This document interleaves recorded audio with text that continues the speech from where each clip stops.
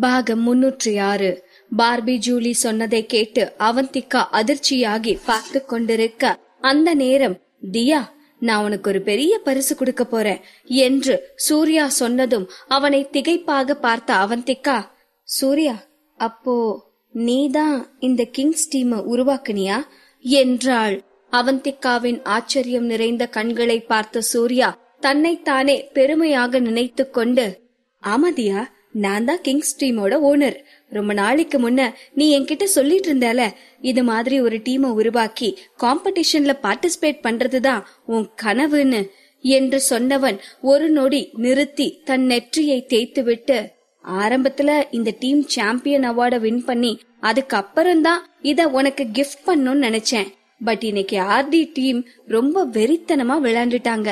இப்போதைக்கு Kings team டிராஃபிய win பண்ணலனாலும் அவங்க விளையாடினத வச்சு அவங்க ஒன்னும் மோசம் இல்லைன்னு உனக்கு தெரிஞ்சிருக்கும்னு நினைக்கிறேன். நீ ஆசைப்பட்டேனா இனிமே நீயே இந்த கிங்ஸ் டீமை கைட் பண்ணலாம் என்றான். இதை கேட்டதும் அவந்திகாவிற்கு மட்டுமல்ல, பார்பி ஜூலிக்கும் ஆச்சரியத்தில் கண்கள் விரிந்தது. அப்போதுதான் அவந்திகா தன் அருகில் இருப்பதையே பார்பி ஜூலி கவனித்தாள். ஆனால் சூர்யா என்ன சொல்கிறான் என்பதைத்தான் இன்னும் அவளால் நம்பவே முடியவில்லை. இந்த சூர்யா என்ன சொல்லிட்டு இருக்காரு? அப்போ அவர் இப்படி ஒரு டீமை உருவாக்குனதே அத அமிர்தா ரோஹனுக்கு கிஃப்ட் பண்ணத்தானா?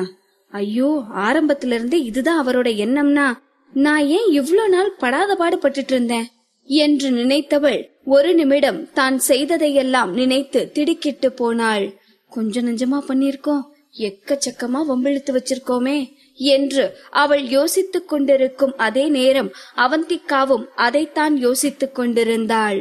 அப்போ இந்த பார்பி ஜூலி டாட் பூட்னு ஆடம்பரமா அனாவசியமா பண்ணின செலவெல்லாம் சூர்யாவோடதா என்று யோசித்தவளுக்கு ஒரு முறை அவர்கள் பிராக்டிஸ் செய்யும் அந்த கிராமத்து வீட்டை வாங்குவதற்கு அதைவிட 2-3 மடங்கு அதிக பணம் கொடுப்பதாக பார்பி ஜூலி சொல்லியது நினைவிற்கு வந்தது. அன்று அங்கு சூர்யா ஏன் வந்தான் என்பதும் இப்போதுதான் அவளுக்கு புரிந்தது. இப்படி பார்பி ஜூலியின் வெட்டி செலவிற்கெல்லாம் எந்த முட்டாள் செலவு செய்து கொண்டிருக்கிறான் என்று அவந்திகா யோசித்திருக்கிறாள். இன்று அந்த முட்டாள்தனத்தின் மொத்த உருவமாக அவள் முன்னால் நின்று கொண்டிருந்தான் அவளது நண்பன் சூர்யா. அவந்திகா பேச்சற்று நின்று கொண்டிருப்பதை பார்த்து தனது செயலால் அவள் ஈர்க்கப்பட்டதால் தான் இப்படி நிற்கிறாள் என்று தவறாக புரிந்து கொண்ட சூர்யா சிறிது வெட்கத்தோடு, கமாண்டியா, இதுக்கு நீ இவ்ளோ இமோஷனல் ஆகணும்னு அவசியமே இல்ல. சின்ன வயசுல இருந்து உன்னை பத்தி எனக்கும் என்ன பத்தி உனக்கும் நல்லா தெரியும். நாம நல்ல ஃப்ரெண்ட்ஸ். அதை விட நான் என்று அவன் எதையோ பேசிக் கொண்டிருக்க, போதும் சூர்யா, நிறுத்து என்றாள் அவந்திகா. இந்த முட்டாளை நினைத்து அழுவதா சிரிப்பதா என்றே அவளுக்கு தெரியவில்லை. அவந்திகா அவளது டீம் முதல் இடத்தை பிடிக்க வேண்டும் என்று விரும்பினாள். ஆனால் ஒவ்வொரு முறையும் பார்பி ஜூலியின் நேர்மையற்ற செயல்களால் அவர்களுக்கு ஏதாவது ஒரு பிரச்சனை வந்து கொண்டே இருந்தது. அதிலும் இறுதியாக பார்பி ஜூலி செய்தது மன்னிக்கவே முடியாதது. அவளால் தான் நிலா தனது வீட்டில் மாட்டி அவள் இத்தனை நாள் கனவு கண்டு கொண்டிருந்த ஃபைனலில் கலந்து கொள்ள முடியாமல் போனது. ஆக பார்பி ஜூலி செய்த இந்த அழிவு செயல்களுக்கெல்லாம் பணம் கொடுத்து ஊக்கப்படுத்தியது இந்த சூர்யாதான். அவன் இவ்வளவு பெரிய முட்டாளாக இருப்பான் என்று அவந்திகா ஒரு நாளும் நினைத்ததில்லை. இப்போது அனைத்தையும் யோசித்து பார்க்கும் போது அவன் மூக்கிலேயே ஓங்கி குத்த வேண்டும் என்று அவளுக்கு தோன்றியது. அவள் கஷ்டப்பட்டு தனது கோபத்தை கட்டுப்படுத்தி கொண்டிருந்தாள். ஆனால் அந்த முட்டாள் சூர்யாவோ இன்னும் அவள் அவனது பரிசை பார்த்து அதிர்ச்சியில் இருக்கிறாள் என்று நினைத்து கொண்டு, ஹே தியா, ஏன் நீ இவ்ளோ ஷாக் ஆகி இருக்க? இது சாதாரண ஒரு டீம் தான், நீ இவ்ளோ இமோஷனல் ஆகணும்னு தேவையே இல்ல என்றான். அவனை சலிப்பாக பார்த்த அவந்திகா தன் கையை கட்டிக்கொண்டு, இன்னும் இந்த முட்டாள் என்னவெல்லாம் பேசுறான்னு கேட்போம் என்று நின்று கொண்டிருக்க, அந்த நேரம் வேகமாக அங்க ஓடி வந்த ஆகாஷ், கோச், நீங்க இங்க இருக்கீங்களா? உங்க போன் வேற ரீச் ஆகல, உங்களைத்தான் காணோம்னு நான் தேடிட்டு இருந்தேன். கோச், அடுத்து நம்ம ஆர்டி டீம் அவார்டு வாங்க வேண்டிய நேரம் என்றான். இதை கேட்டதும், இதோ வரேன் என்று சொன்ன அவந்திகா சூர்யாவை பார்த்து, சூர்யா, உன்னை என்ன சொல்றதுன்னு எனக்கு சுத்தமா தெரியல என்று சொன்னவள் வேகமாக ஓங்கி ஒரு குத்து விட்டு விட்டு அங்கிருந்து சென்றாள். சூர்யாவிற்கு இங்கு என்ன நடக்கிறது என்றே தெரியவில்லை. தனக்கு அருகில் இருந்த பார்பி ஜூலியை பார்த்தவன், அவந்திகாவோட ரியாக்ஷனை நான் எப்படி எடுத்துக்கிறது? அவ ரொம்ப சந்தோஷமா இருக்காளா என்ன? ஆனா அவ ஏன் கோபமா இருக்கிற மாதிரியே எனக்கு தோணுது. ஆனா அவ இப்போதைக்கு கோபப்பட்டிருக்க வாய்ப்பில்ல. ஆமா, அந்த பையன் அவந்திகாவை என்னன்னு கூப்பிட்டான்? கோச்னு தானே கூப்பிட்டான். ஏன் அப்படி கூப்பிட்டான் என்று அவன் கேட்டுக்கொண்டிருக்க பார்பி ஜூலிக்கு என்ன சொல்வது என்றே தெரியவில்லை. அவளால் நடப்பதை நம்பவும் முடியவில்லை. அவந்திகா ஒரு மிகச்சிறந்த கேமர் என்றோ, அவள்தான் அம்ரிதா ரோஹன் என்றோ சூர்யாவிற்கு தெரியவில்லை என்பது அவளுக்கு ஆச்சரியமாக இருந்தது. இப்படி அவளை பத்தி எதுவுமே தெரியாம அப்புறம் என்ன பெரிய பருப்பு மாதிரி அவளை காதலிச்சான் என்று தனக்குள்ளேயே சொல்லிக் கொண்ட பார்பி ஜூலி, எது எப்படியோ இனி தனக்கு இங்கு எந்த வேலையும் இருக்க போவதில்லை. அடுத்து அவளுடைய ரெசிக்னேஷன் லெட்டரை கொடுத்துவிட்டு கிளம்ப வேண்டியதுதான் என்று நினைத்து கொண்டிருந்தாள். அதே நேரம் அவந்திகா ஸ்டேஜின் அருகே சென்றிருந்தாள். மேடையில் இருப்பவர் ஆர்டி டீம் கடந்து வந்த பாதை என்று உருக்கமாக அவருக்கு தெரிந்த கதையெல்லாம் பேசிக்கொண்டு அதற்கே பார்வையாளர்கள் உணர்ச்சி ததும்ப பார்த்து கொண்டிருந்தார்கள். அரவிந்தும் அங்குதான் இருந்தான். ஆனால் அந்த மேடைக்கு பின்னால் யாருக்கும் தெரியாமல் நின்று கொண்டிருந்தான். அவனது பார்வை நிலையாக அவந்திகாவை தான் பார்த்து கொண்டிருந்தது. இன்னும் நடுங்கிக் கொண்டிருக்கும் கையை அவந்திகா பாக்கெட்டுக்குள் விட்டு மறைத்திருந்தாள். அதை பார்த்ததும் அவனது நெஞ்சம் கனத்து போனது. அவனது ஞாபகங்கள் 8 வருடத்திற்கு முன்னால் சென்றது. அரவிந்த் மிகுந்த போராட்டத்திற்கு பிறகு ஒரு வழியாக ஒரு டீமை நிர்மாணித்திருந்தான். விடுமுறையில் அவர்கள் ஒன்றாக சேர்ந்து பயிற்சி செய்து போட்டிகளில் கலந்து கொள்வதுதான் திட்டம். ஆனால் கடைசி நேரத்தில் அவனது தியாவிடமிருந்து போன் வந்தது. ராஜன், என்னால விளையாட முடியாது, நான் நம்ம டீம்ல இருந்து விலகிக்கிறேன் என்று தியா சொன்னதும் அரவிந்த் நொறுங்கி போனான். அவனுக்கு தெரியும், பள்ளி படிக்கும் வயதில் வீட்டில் இப்படி கேம் விளையாட அனுமதி கேட்டு வெளியே வந்து பிராக்டிஸ் செய்வதெல்லாம் ரொம்பவே கடினமான காரியம்தான். இந்த காரணத்தினால் தானே அரவிந்தின் அப்பா அவனை குடும்பத்தை விட்டே வெளியே துரத்தினார். ஆனாலும் தியா சொன்னது அரவிந்திற்கு மிகப்பெரிய ஏமாற்றமாக இருந்தது. இப்போது வரை அந்த ஏமாற்றம் அவன் மனதிற்குள்ளாக இருந்து கொண்டேதான் இருந்தது. இப்போது அவந்திகாவின் கையை பார்த்ததும் தான் 8 வருடத்திற்கு முன்னால் அவளுக்கு அன்று நடந்த ஒரு விபத்தினால் அதன் பிறகு அவளால் விளையாட முடியாமல் போனதே அவனுக்கு தெரிந்தது. இப்போது தன் மீதே அவனுக்கு கோபமாக வந்தது. இதையெல்லாம் அவன் யோசித்துக் கொண்டிருக்கும் போதே, இதோ நீங்க ஆவலோட காத்துட்டு இருந்த நேரம் வந்துருச்சு. இப்போ ஆர்டி டீம் மேடைக்கு வந்து அவங்களோட அவார்ட வாங்க போறாங்க. வெல்கம் ஆர்டி டீம் என்று தொகுப்பாளர் சொல்லவும் அரங்கம் எங்கும் கைத்தட்டலும் ஆரவாரமுமாக நிறைந்திருந்தது. அவர்களை அழைத்ததை தொடர்ந்து ஆகாஷ், வியன், வினோத், சஞ்சீவ் என்று அனைவரும் மேடை ஏறினார்கள். அவந்திகா கீழேயே நிற்கவும் 4 அதற்கு மேல் முன்னேறாமல் அப்படியே நின்றார்கள். சரி, அவர்களை ஏமாற்ற வேண்டாம் என்று அவந்திகாவும் மேடை ஏறினாள். கீழே நின்று அவந்திகா மேடை ஏறி பரிசு வாங்குவதை பார்த்து கொண்டிருந்த சூர்யாவிற்கு தலையே சுற்றுவது போல் இருந்தது. அவன் நினைத்தது ஒன்று, நடப்பது ஒன்றாக இருக்கிறது. ஆகாஷ் தான் கேப்டன் என்பதால் அவனிடம் மைக்கை கொடுத்த தொகுப்பாளர், சொல்லுங்க ஆகாஷ், இப்போ நீங்க எப்படி ஃபீல் பண்றீங்க என்றார்.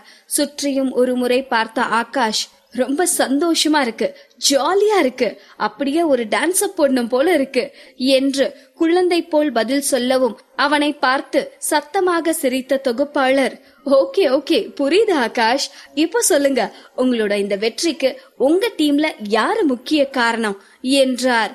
யார் முக்கிய காரணம் என்றால் சந்தேகமே இல்லாமல் அது அரவிந்த் தான். அவன் மட்டும் வந்திராவிட்டால் இன்று கண்டிப்பாக அவர்கள் வெற்றி பெற்றிருக்க முடியாது. ஆனால் இதை எப்படி அவனால் சொல்ல முடியும்? ஒரு முறை அவந்திகாவை பார்த்தவன், இந்த வெற்றிக்கு யாரு காரணம்னு கேட்டீங்கன்னா எங்க 5 பேரோட கான்ட்ரிபியூஷனுமே முக்கிய காரணம்னு தான் சொல்லுவேன். இந்த 5 பேர்ல யாரு ஒருத்தர் இல்லனாலும் இந்த வெற்றி சாத்தியப்பட்டிருக்காது என்று சொல்லி ஒரு நொடி அமைதியாக இருந்தவன், ஆனா இந்த வெற்றிக்கு யார் முக்கிய காரணம்னு உண்மைய சொல்லணும்னா எங்க கோச் அவந்திகா தான் முக்கிய காரணம்னு சொல்லுவேன். கண்டிப்பா அவங்க இல்லாம இந்த வெற்றி சாத்தியப்பட்டிருக்காது என்றான். அவன் சொல்லி முடிக்கவும், ஆமா எங்க கோச் அவந்திகா இல்லனா நாங்க இந்த ஸ்டேஜ்ல நின்று இருக்க முடியாது. எங்க டீமோட இதயம் மூளை எல்லாமே எங்க கோச் தான் என்று மற்ற மூவரும் சொன்னார்கள். அதைத் தொடர்ந்து நால்வரும் கோரஸாக, அதனால எங்களோட இந்த வெற்றி கோப்பைய நாங்க எங்க கோச்சுக்காக அர்ப்பணிக்கிறோம் என்று சொல்லி அந்த கோப்பையை அவந்திகாவின் கையில் கொடுத்ததும் பார்வையாளர்கள் அனைவரும் பெருத்த கரகோஷம் எழுப்பினார்கள். அவந்திகாவும் கண்ணில் கண்ணீரோடு அந்த கோப்பையை பெற்றுக்கொண்டாள். பரிசளிப்பு விழா முடிந்தது. அவந்திகா மேடையை விட்டு கீழே இறங்கி வரும்போது ஏதோ பாடி கார்டு போல அவந்திகாவிற்கு இருபுறமும் இருவர் நின்று அவளை ஒரு மகாராணி போல் அழைத்து வந்தார்கள். அவர்களை திரும்பி பார்த்த அவந்திகா தனது கண்ணில் வழியும் கண்ணீரை துடைத்துக் கொண்டு ஒரு மெல்லிய புன்னகையோடு பெருமையாக நடந்து வந்தாள். அவள் கண்கள் அரவிந்தை தேடியது. ஆனால் அரவிந்த் அங்கு இல்லை. அவள் இதயம் கனத்தது. அவன்தான் ராஜன் என்று தெரிந்த நாளிலிருந்து அவன் அவந்திகாவோடு பேசுவதை தவிர்த்து வருகிறான். அரவிந்த், இன்னும் எவ்வளவு நாள் தான் என்கிட்ட இருந்து ஓடி ஒளிய போறீங்க என்று தனக்குள்ளேயே சொல்லிக் கொண்டவள் மீண்டும் கூட்டத்தில் அரவிந்த் எங்காவது தென்படுகிறானா என்று தேடிக்கொண்டிருக்கும் போது அவள் கையை யாரோ பிடித்து இழுத்தார்கள். அவள் எதிர்பார்த்தது போல் அவன் அரவிந்த் கிடையாது. வாடிய முகத்துடன் சூர்யா நின்று கொண்டிருந்தான்.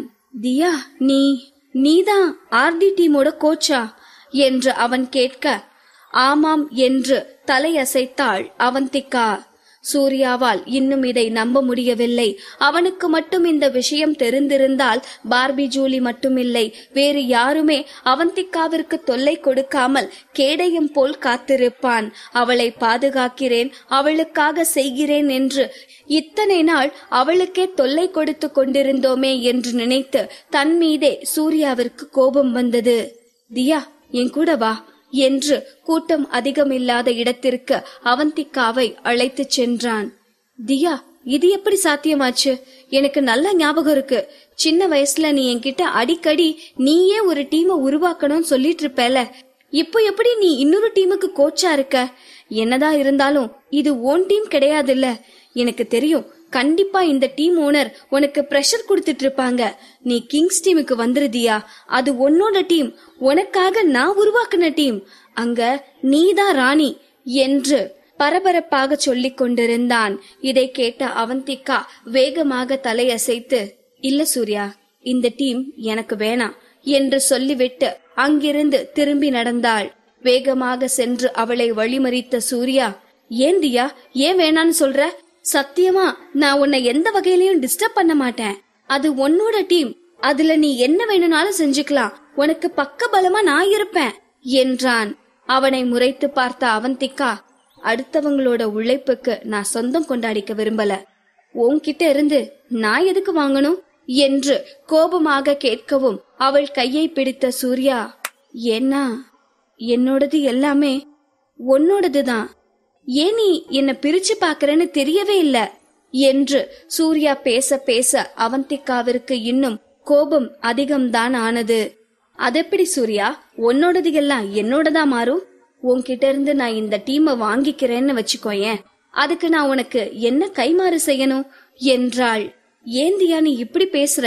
எனக்கு உன்கிட்ட இருந்து எதுவும் வேணாம், நான் எப்பவும் எதையும் உன்கிட்ட இருந்து எதிர்பார்த்ததில்ல என்று சத்தியம் செய்து சொன்னான். இல்ல சூர்யா, இவ்ளோ பெரிய கிஃப்ட இத்தனை நாளா நீ எனக்காக உருவாக்கி இருக்கேனா, என்கிட்ட இருந்து நீ எதையோ எதிர்பார்க்கிறன்னு தான் அர்த்தம் என்றாள்.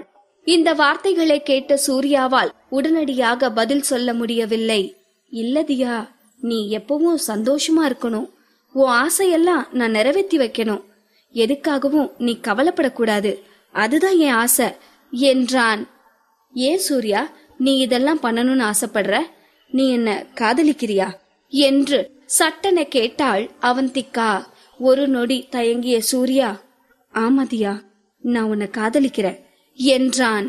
தூரத்திலிருந்து இதையெல்லாம் கேட்டுக்கொண்டிருந்த ஒருவன் இப்போதே சூர்யாவை அடித்து துவம்சம் செய்துவிடும் நோக்கத்தில் அவர்களை நோக்கி வந்து கொண்டிருந்தான்.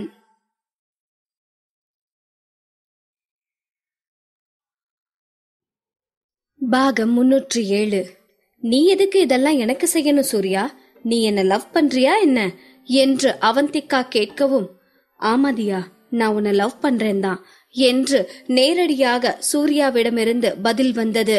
இதை கேட்ட அவந்திகா ஏதோ பேச வாய் திறக்க அதற்குள் முந்திக் கொண்ட சூர்யா, தியா நீ என்ன தப்பா எடுத்துக்காத, நான் உன்னை லவ் பண்றேன் தான். ஆனா அதனால இந்த கிஃப்ட கொடுத்து நான் உன்னை லவ் பண்ண சொல்லி ஃபோர்ஸ் பண்றேங்கிறது அர்த்தம் இல்ல. எப்பவும் நீ நல்லா இருக்கணுங்கிறது மட்டும்தான் என்னோட ஆசை. ஒரு தேவதை மாதிரி இருந்தவ இப்போ இப்படி கஷ்டப்பட்டுட்டு இருக்கிறது எனக்கு சுத்தமா பிடிக்கல. மத்தவங்களுக்கு கீழே கை கட்டி வேலை பார்த்துட்டு அவங்க சொல்றதெல்லாம் எதுக்காக நீ கேட்டுட்டு இருக்கணும்? தியா, அன்னைக்கு உங்க நியூஸ் ஏஜென்சில உனக்கு நடந்ததை பார்த்து நான் எவ்வளவு துடிச்சு போயிட்டேன் தெரியுமா என்று அவன் உண்மையான வருத்தத்தோடும் அக்கறையோடும் சொல்ல அவந்திகாவின் மனசு இதை கேட்டு இளகியது. மிகவும் மென்மையான குரலில், சுகி, எனக்கு உன்னோட அக்கறை புரியுது. ஆனா எல்லாருக்கும் வாழ்க்கை எல்லா நேரமும் ஒரே மாதிரி இருக்கிறது இல்ல. கண்டிப்பா நீ நினைக்கிற மாதிரி இப்போ என் வாழ்க்கை அவ்வளவு கஷ்டமான நிலைமையில எல்லாம் இல்ல. நான் ரொம்பவே சந்தோஷமா இருக்கேன். என் மேல நீ வச்சிருக்கிற பாசத்துக்கு நான் வெறும் நன்றின்னு சொன்னா அது பத்தாது. நீ எனக்கு எப்பவும் நல்ல ஃப்ரெண்டு தான் சுகி என்று அவள் சொல்லிக் கொண்டிருக்க, தியா எனக்கு புரியுது, உனக்கு அந்த டீம்ல எவ்வளவு அதிகாரம் இருக்குன்னு எனக்கு தெரியாது. ஆனா அந்த டீம்ல இருக்க பிளேயர்ஸ் எல்லாரும் உன் மேல ரொம்ப பிரியமா இருக்காங்க. அதனால தானே உன்னால அந்த டீமை விட்டு வர முடியல. ஓகே, உங்க டீம் ஓனரோட நம்பர் கொடு, எவ்வளவு செலவானாலும் பரவாயில்ல, நான் உனக்கு அந்த டீமை வாங்கி கொடுக்கறேன் என்று சொன்ன சூர்யா போனை எடுத்துக்கொண்டு தயாராக இருக்க வேகமாக தலையசைத்த அவந்திகா, ஐயோ சுகி, நீ இதெல்லாம் பண்ணணும்னு எந்த அவசியமும் இல்ல என்றால் அழுத்தம் திருத்தமான குரலில். ஏன் தியா, ஏன் என்கிட்ட ரொம்ப டிஸ்டன்ஸ் மெயின்டைன் பண்ற? தியா பிளீஸ், 8 வருஷத்துக்கு முன்ன உங்க குடும்பத்துக்கு அப்படி ஆனப்போ நான் இந்தியாவிலேயே இல்ல. அதனால என்னால எதுவும் பண்ண முடியல. அப்ப நான் உன் கூட இல்லாம விட்டுட்டேன்னு இந்த 8 வருஷமா எவ்வளவு வேதனைப்பட்டிருப்பேன் தெரியுமா? அப்போ நான் எதுவும் செய்யாம விட்டதுக்கு இப்ப ஏதாவது செய்யணும்னு ஆசைப்படுறேன், அவ்வளவுதான். பிளீஸ் தியா, உனக்காக ஏதாவது என்ன செய்ய விடு என்று கெஞ்சும் குரலில் கேட்டான் சூர்யா. அவந்திகா பேசுவதற்குள், அதுக்கு எந்த தேவையும் இல்ல என்று அவர்களுக்கு மிக அருகிலிருந்து மிகவும் பரிச்சயப்பட்ட குரல் ஒன்று கேட்டது. இதை கேட்டு அவந்திகா சூர்யா இருவருமே அதிர்ந்துதான் போனார்கள். அங்கு அரவிந்தை பார்த்ததும் அவள் கண்கள் ஆச்சரியத்தில் விரிந்தது. அப்போ இவ இன்னும் கிளம்பலையா என்று அவள் மனம் உற்சாகமானது. அரவிந்த் அவள் அருகில் வந்ததும், நீங்க இங்க என்ன பண்றீங்க என்றாள் மெல்லிய குரலில். நான் ஒரு போன் பண்ண வந்தேன் என்று சொல்லிவிட்டு சூர்யாவை முறைத்து பார்த்தவன், அப்பத்தான் இங்க நடந்த இந்த குட்டி டிராமாவையும் பார்க்க வேண்டியதா போயிருச்சு என்றான். இதை கேட்ட அவந்திகா கொஞ்சம் திடுக்கிட்டுத்தான் போனாள். அரவிந்த் பேசிய விதத்திலும் அவன் பார்த்த பார்வையிலுமிருந்தே அவன் கோபமும் பொசசிவ்னஸும் தெளிவாக தெரிந்தது. ஐயோ, இன்னைக்கு சூர்யா கிட்ட இவன் எதுவும் வம்பு பண்ணாம இருக்கணுமே என்று தனது மனதிற்குள்ளாகவே நினைத்து கொண்டவள் சிரித்து கொண்டே அரவிந்திடம் ஏதோ பேச வர, அரவிந்த் நீங்க இங்க என்ன பண்றீங்க என்று சூர்யாவின் ஆச்சரியமான குரல் கேட்டது. அரவிந்த் பெரிய கோட், தொப்பி, மாஸ்க், கண்ணாடி என்று முழுமையாக தன்னை மறைத்திருந்தான் என்றாலும் சூர்யா வெகு இயல்பாகவே அவனை அடையாளம் கண்டுவிட்டான். புருவம் உயர்த்தி சூர்யாவை பார்த்த அரவிந்த், நீங்க தானே கொஞ்ச நேரத்துக்கு முன்ன என்ன பாக்கணும்னு சொல்லிட்டு இருந்தீங்க என்றான். எனது நானா? நான் எப்ப உங்களை பாக்கணும்னு சொன்னேன் என்று சூர்யா குழப்பமாக கேட்கவும், நீங்க தானே ஆர்டி டீமோட ஓனரை பாக்கணும்னு சொல்லிட்டு இருந்தீங்க மிஸ்டர் சூர்யா என்று அரவிந்திடம் இருந்து பதில் வந்தது. ஆமா, நான் ஆர்டி டீமோட ஓனரை பாக்கணும்னு சொல்லிட்டு இருந்தேன் தான், பட் என்று இழுத்தவனுக்கு அப்போதுதான் அரவிந்த் சொல்ல வருவது புரிந்தது. நண்பா, அப்போ அந்த ஆர்டி டீமோட ஓனர் நீதானா என்று சூர்யா சத்தமாக கேட்கவும், என்னது நண்பனா? எப்ப இருந்து இவங்க 2 பேரும் நண்பனானாங்க என்று அவந்திகா பேந்த விழித்து கொண்டிருக்க தன்னை கட்டிப்பிடிக்க வந்த சூர்யாவிடமிருந்து நாசூக்காக விலகி நின்றான் அரவிந்த். ஆனால் அதையெல்லாம் பெரிதாகவே கண்டு கொள்ளாத சூர்யா அரவிந்தின் காதருகே குனிந்து மென்மையான குரலில், நண்பா, எனக்காக இந்த சின்ன உதவியை மட்டும் பண்ணேன் பிளீஸ். உனக்கு இது சாதாரண விஷயம்தான், ஆனா எனக்கு அது ரொம்ப பெரிய விஷயம். உன்னோட இந்த டீம் அது எவ்வளவு விலை வேணும்னாலும் சொல்லு, இப்பவே நான் வாங்கிக்கிறேன் என்று ஏதோ நீண்ட நண்பனிடம் கேட்பது போல் சூர்யா உரிமையாக கேட்க, இதை கேட்டு அரவிந்த் எதுவும் பேசாமல் அமைதியாக இருக்கவும் ஒரு முறை அவந்திகாவை பார்த்த சூர்யா, இதோ இவ இருக்காளே, சின்ன வயசுல இருந்து இவ என்னோட கிரஷ், அவளுக்காக நான் இந்த டீமை வாங்கணும்னு ஆசைப்படுறேன். பிளீஸ் நண்பா, என்னோட குறிக்கோளை அடைய எனக்கு நீ ஹெல்ப் பண்ண மாட்டியா என்ன? இவ்ளோ பெரிய சூப்பர் ஸ்டாருக்கு காதலோட மதிப்பு தெரிஞ்சிருக்கும்னு நினைக்கிறேன் என்று சூர்யா ஐஸ் வைக்க ஆரம்பிக்க, எத என்னோட பொண்டாட்டிய நீ கரெக்ட் பண்றதுக்கு நான் ஹெல்ப் பண்ணணுமா? ரொம்ப நல்லா இருக்குடா என்று நினைத்தவன் கண்களை உருட்டி சூர்யாவை முறைத்து பார்த்தான். நான் இந்த டீமை சேல் பண்ற ஐடியால இல்ல என்றான். ஆனா ஏன்? எனக்கு இந்த டீம் வேணுங்கிறதுக்கு எனக்கு ஒரு நியாயமான காரணம் இருக்கு. நீ ஏன் அதை விற்க மாட்டேன்னு சொல்ற என்று அரவிந்தின் கையை பிடித்து நிறுத்தினான். ஐயோ, அவனே பிரச்சனை வேணான்னு நினைச்சாலும் இந்த சூர்யா சும்மா இருக்க மாட்டான் போல இருக்கே என்று நினைத்த அவந்திகா, டேய் சுகி, நீ இப்போ என்னதான் பண்ண ட்ரை பண்ணிட்டு இருக்க என்று அதட்டினாள். இங்க பாரதியா, நீ ஒருத்தனுக்கு கீழே கை கட்டி வேலை பாக்குறத என்னால பாத்துட்டு இருக்க முடியாது. நீ தான் பாஸா இருக்கணும், அதுதான் என்னோட ஆசை என்று சூர்யா சொல்லவும், இப்பவும் நான் அப்படித்தான் சுகி இருக்கேன் என்றாள் அவந்திகா. அது எப்படி தியா, நீ ஒருத்தருக்கு கீழே வேலை செய்யறதோ உன் பேர்லயே ஒரு டீம் இருக்கிறதோ ஒன்னாகும்.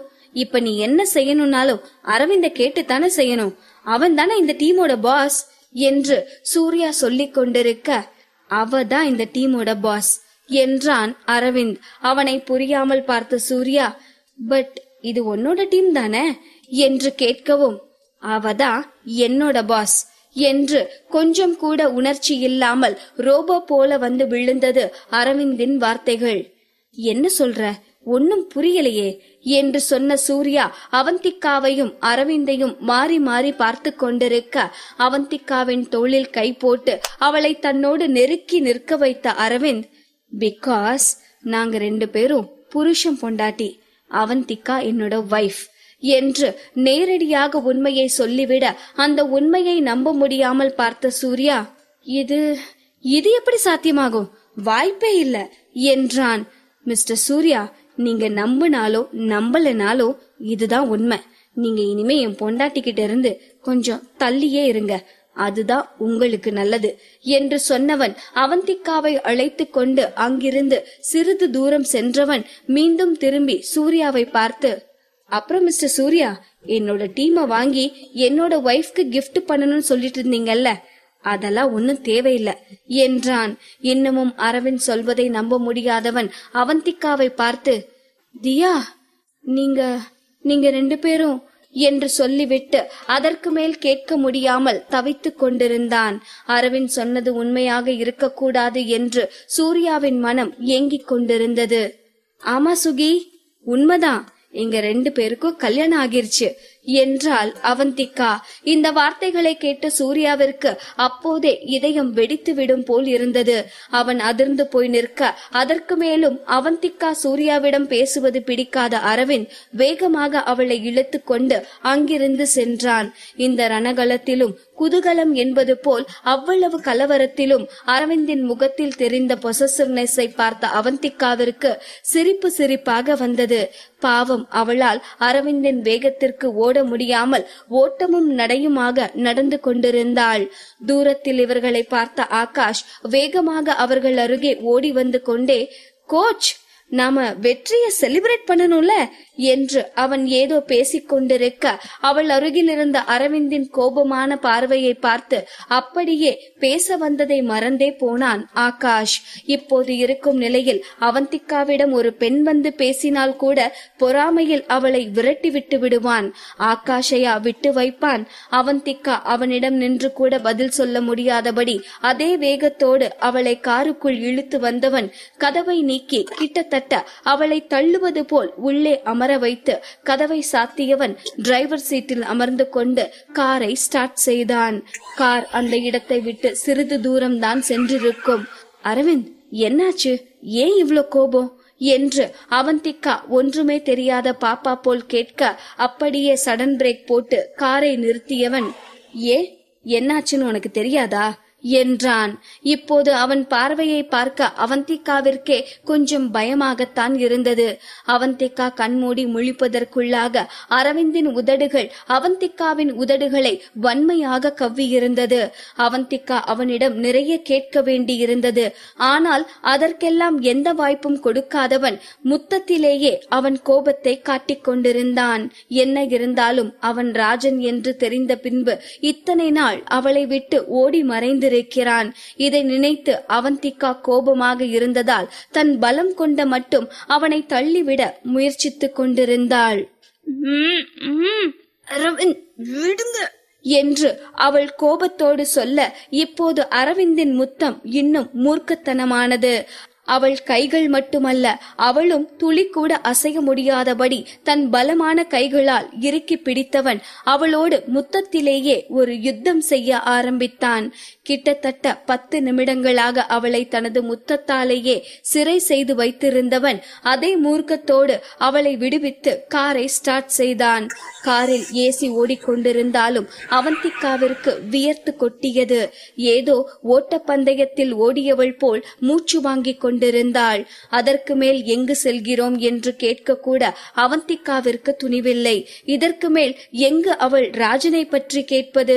சிறிது நேரம் அமைதியாக காரை ஓட்டிக் கொண்டிருந்த அரவிந்த் அவந்திகாவை திரும்பி பார்த்து, நீ என்னோட தியா, என்னோட அவந்திகா, வேற யாரும் உன் கூட பேசுறது கூட எனக்கு பிடிக்கல என்றான். அவந்திகா அதற்கும் எந்த பதிலும் பேசவில்லை. அவந்திகா ஏதாவது பேசுவாள் என்று காத்திருந்த அரவிந்த், இப்ப நாம எங்க போறோம்னு கேட்க மாட்டியா என்று தானே பேச்சை ஆரம்பித்தான். அவனை கூர்ந்து பார்த்த அவந்திகா மிகவும் மெல்லிய குரலில், எங்க போறோம் என்றாள். சென்னையிலேயே பெஸ்ட் ஆர்த்தோபெடிக் டாக்டர் கிட்ட அப்பாயின்மெண்ட் வாங்கியிருக்கேன், உன்னோட கைய காட்டுறதுக்காக. அதத்தான் அப்பப்போ போன்ல பேசிட்டு இருந்தேன் என்று அவன் சொல்லவும் அவந்திகாவின் கண்கள் ஆச்சரியத்தில் விரிந்தது. இத்தனை நாள் அரவிந்த் அவளிடம் பேசாமல் இருந்தது எல்லாம் இப்போது இந்த நொடியில் அவந்திகாவிற்கு மறந்து போனது. அவள் கையில் ஏதோ பிரச்சனை என்றதும் அது என்ன ஏது என்று கூட கேட்காமல் சென்னையிலேயே சிறந்த டாக்டரிடம் அப்பாயின்மெண்ட் வாங்கிவிட்டேன் என்று சொல்பவனை பார்த்தால் அவளுக்கு சிரிப்புதான் வந்தது. அதே நேரம் அவன் அக்கறையை நினைத்து அவள் இதயம் கனத்து கண்ணீர் வழிந்தது. வேறு புறமாக திரும்பியவள் தன் கண்ணீரை அரவிந்த் பார்க்காதவாறு துடைத்து கொண்டாள். உன்னோட கைக்கு என்னாச்சு என்று அரவிந்த் மெதுவாக கேட்கவும் மீண்டும் அவந்திகாவின் கண்முன் அந்த கோர நினைவுகள் தோன்றி மறைந்தன. அவள் முகத்தில் அப்போதும் ஒரு பயம் தெரிந்தது. பதற்றத்தோடே, அது 8 வருஷத்துக்கு முன்ன நான் ஸ்கூல் விட்டு வந்துட்டு இருக்கும் போது ஒரு ஆக்சிடென்ட். அப்போ கையில அடிபட்டுருச்சு. ஏதாச்சும் கைய ஸ்ட்ரெயின் பண்ணுனா இது மாதிரி நடுக்கம் வரும். இது பெரிய விஷயம் எல்லாம் இல்ல, நார்மல் தான் என்று சொல்லி சமாளித்தாள். ஆனால் அவந்திகா எதையோ தன்னிடமிருந்து மறைக்கிறாள். இப்போது அவள் சொன்னது கூட உண்மையில்லை என்று அரவிந்திற்கு தோன்றியது. பாகம் 308. அவந்திகாவின் கையை பற்றி அரவிந்த் கேட்டபோது அவந்திகா ஏதேதோ பேசி மழுப்பவும் அதை மேலும் துருவி துருவி கேட்க விரும்பாதவன், அப்பவே டாக்டர் கிட்ட காட்டியிருப்பீங்க தானே, டாக்டர் என்ன சொன்னாரு, ஏன் இத்தனை வருஷத்துக்கு அப்புறமும் அந்த பிரச்சனை இருக்கு என்றான். அப்பவே ட்ரீட்மெண்ட் பார்த்தோம் தான். என் கை பாக்குறதுக்கெல்லாம் நார்மலா தான் இருக்கும். எல்லா டைமும் இந்த பிரச்சனை இருக்காது. ஏதாவது ரொம்ப ஸ்ட்ரெயின் பண்ணுனாதான் இந்த பிரச்சனை வரும். 8 வருஷத்துக்கு முன்ன நடந்ததுக்கு எப்போ என்ன ட்ரீட்மெண்ட் பண்ண முடியும் என்று அவள் சந்தேகமாக கேட்க அரவிந்த் அதற்கு எந்த பதிலும் சொல்லவில்லை. அதற்கு பிறகு இருவருமே எதுவும் பேசிக் கொள்ளவில்லை. ஹாஸ்பிட்டலுக்கு வந்த பிறகும் அவந்திகா தயங்கியபடியே, அரவிந்த், திரும்ப இன்னொரு டாக்டரை பாக்குற தேவை இருக்காதுன்னு நினைக்கிறேன். ஏன்னா இந்த ஆக்சிடென்ட் ஆனப்போ இந்தியால இருந்த எல்லா பெஸ்ட் டாக்டர் கிட்டையும் அப்பா என்ன கூட்டிட்டு போனாரு. பட் டாக்டர்ஸால இதுக்கு மேல என் கைய சரி பண்ண முடியல. இத்தனை வருஷத்துக்கு அப்புறம் இப்ப மட்டும் என்ன பண்ண முடியும்? வேணா அரவிந்த் என்று அவந்திகா சொல்லிக் கொண்டிருக்கும் போதே ஒரு பூவை ஏந்தும் கவனத்தோடு அவந்திகாவின் கையை ஏந்திய அரவிந்த், சும்மா ஒரு டைம் இந்த டாக்டர் பாப்போமே, என்னோட திருப்திக்காக நினைச்சுக்கோ. அரவிந்தின் இந்த வார்த்தைகளுக்கு பிறகு அவந்திகாவால் மறுக்க முடியவில்லை. என்னதான் அவள் கை மீண்டும் சரியாகும் என்று அவளுக்கு நம்பிக்கை இல்லை என்றாலும் அரவிந்தின் திருப்திக்காக அவனோடு சென்றாள். அரவிந்த் அவந்திகாவின் கையை விடவே இல்லை. கை குழந்தையை மிகவும் பக்குவமாக தூக்குவார்களே, அதுபோல அவந்திகாவின் கையை தன் உள்ளங்கையில் வைத்து ஏதோ ஒரு பொக்கிஷத்தை ஏந்தி செல்வது போல் சென்று கொண்டிருந்தான். இந்த கை எத்தனை இரவுகளில் அவனோடு சேர்ந்து தீவிர கேமிங்கில் ஈடுபட்டிருக்கும். அவந்திகா மட்டுமல்ல, அவளின் ஒவ்வொரு அணுவோடும் தனக்கு ஒரு தனிப்பட்ட தொடர்பு இருப்பது போல் அரவிந்த் உணர்ந்தான். இப்போது கூட அவந்திகாவை பார்க்காமல் அவளின் கைகளுக்கு மட்டுமே கேட்கும் குரலில் ஏதோ உரையாடிக் கொண்டிருந்தான். அவனை பார்த்த அவந்திகாவிற்கே இது நம்ம கைதானா இல்ல வேற ஏதாச்சும் ஒரு பொருளா என்று தோன்ற ஆரம்பித்தது. ஏற்கனவே அரவிந்த் அந்த டாக்டரிடம் அப்பாயின்மெண்ட் வாங்கி இருந்ததால் நேராக இவர்கள் சென்றதும் டாக்டரை சந்திக்க சென்றார்கள். அரவிந்த் எதிர்பார்த்தது போல் டாக்டர் ஒன்றும் அவ்வளவு வயதானவராக இல்லை. 40 முதல் 50 வயதிற்குள் இருப்பவராகத்தான் இருந்தார். அவந்திகா ஏதோ நினைவில் மூழ்கி இருக்க அவந்திகாவை பார்த்த அந்த டாக்டர் ஒரு நொடி திகைத்தவராய், "நீ அவந்திகா தானமா?" என்றார் வியப்பான குரலில். அப்போதுதான் அவரை நிமிர்ந்து பார்த்த அவந்திகாவும், நீங்க டாக்டர் குகன் தானே என்று சத்தமாகவே கேட்டாள். இருவரையும் மாறி மாறி பார்த்த அரவிந்த் என்ன நடக்கிறது என்று தெரியாமல் விழித்துக் கொண்டிருக்க, "what a surprise! Mister Aravind கூட்டிட்டு வர போற பேஷண்ட் என்னோட ஓல்டு பேஷண்டா இருப்பீங்கன்னு நான் எதிர்பார்க்கவே இல்ல. என்னோட சர்வீஸ்ல நான் பார்த்த ரொம்ப சவாலான கேஸ்" என்று சொன்னவர் தன் முன்னால் இருந்த சேரை சுட்டி காட்டி, "ப்ளீஸ் டேக் யுவர் சீட். ஏன் நின்னுட்டு இருக்கீங்க?" என்றார். அவந்திகாவிற்கு உலகம் மிகவும் சிறியது என்று தோன்றியது. ஏனென்றால் அவந்திகாவிற்கு அந்த ஆக்சிடென்ட் ஆன போது டாக்டர் குகன் தான் பெங்களூரில் மிக பிரபலமான டாக்டராக இருந்தார். அப்போது அவந்திகா அவரிடம் ட்ரீட்மெண்ட் பார்த்து கொண்டிருந்தாள். அவரால் அவந்திகாவின் கையை சரி செய்ய முடியவில்லை என்றதும் தான் அவந்திகாவின் அப்பா அவளை வேறு டாக்டர்களிடம் அழைத்து செல்ல ஆரம்பித்தார். ஆனால் அதற்குள் அவள் குடும்பத்தில் என்னென்னமோ நடந்து அதற்கு பிறகு அவந்திகாவின் கையை சரி செய்ய முடியாமல் போனது. அவந்திகா இதையெல்லாம் யோசித்துக் கொண்டு அமைதியாக இருக்க, "சோ இப்பவும் அந்த கை பிரச்சனைக்காக தான் வந்திருக்கீங்களா?" என்ற டாக்டர் குகனின் குரல் கேட்டுத்தான் அவள் சுய நினைவிற்கே வந்தாள். ஆம் என்று அவந்திகா தலையசைக்கவும் அவந்திகாவின் கையை பிடித்து எங்கு வலிக்கிறது, என்ன செய்கிறது என்று விசாரித்தவர், "அவந்திகா, கிட்டத்தட்ட 10 வருஷம் இருக்கும்ல இந்த ஆக்சிடென்ட் நடந்து" என்றார். "ஆமா டாக்டர், இன்னும் ஒரு 4 மாசம் வந்தா 9 வருஷம் முடியுது" என்று ஒரு கசப்பான புன்னகையோடு அவந்திகாவிடமிருந்து பதில் வந்தது. இப்போ எவ்வளவோ டெக்னாலஜி டெவலப் ஆகிருக்கு. சோ கியூர் பண்ண நிறைய சான்ஸ் இருக்கு. Let's see. ஃபர்ஸ்ட் நம்ம ஒரு எக்ஸ்ரே எடுத்து பார்க்கலாம் என்று சொன்னவர் தன் அருகில் இருக்கும் பெல்லை அழுத்தவும் அடுத்த நொடி ஒரு நர்ஸ் உள்ளே வந்தார். "நர்ஸ், இவங்க கையை எக்ஸ்ரே எடுக்கணும்" என்று செய்ய வேண்டியதையெல்லாம் அந்த நர்ஸிடம் விளக்கியவுடன் அந்த நர்ஸ் அவந்திகாவை பக்கத்து அறைக்கு அழைத்து செல்ல அரவிந்தும் அவர்களோடு எழுந்து செல்ல போனான்.